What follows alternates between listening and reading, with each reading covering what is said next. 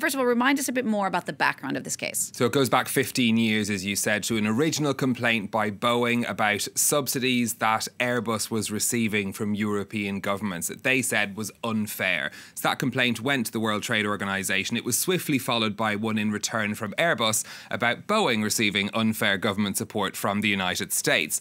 The World Trade Organization finally ruled on these cases in 2010 and 2011, saying both sides had received illegal funding. So it's taken until now for the WTO to decide what punishment the United States is allowed to mete out in response to all of that. And this is this figure of $7.5 billion.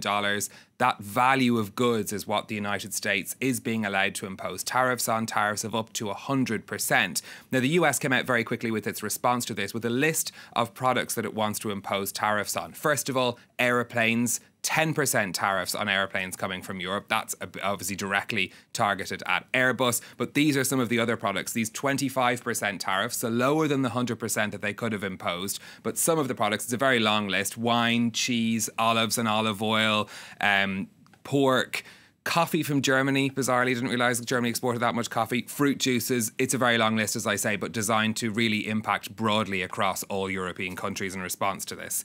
Now, remember, the EU is waiting for the WTO to give it a green light to reimpose tariffs in return as well. These tariffs aren't due to come into force until October 18th, so leaving some room for negotiation in the meantime. So what kind of reaction has there been to this decision? The European Union's pretty furious about it. The EU Commission President Jean-Claude Juncker warning that trade deals are easy to start but escalate quickly and usually end badly. The Trade Commissioner Cecilia Malmström warning of damages to businesses in general if these tariffs are imposed, but the aviation sector in particular at what she described as a sensitive time for the global economy. We know there's been warnings of slowdowns, but saying that the EU wouldn't hesitate to retaliate in kind if these measures are imposed. The French government also talking about this today. We've heard from the Finance Minister Bruno Le Maire saying that there is an offer on the table for talks, and if the US doesn't take that offer, well, then they will have to take retaliatory steps. Business associations obviously very worried about this. The Scotch Whisky Association, for example, saying they're very concerned about the impact tariffs could have on their business because they will make their products immediately more expensive for American consumers, which of course could hit their sales as well.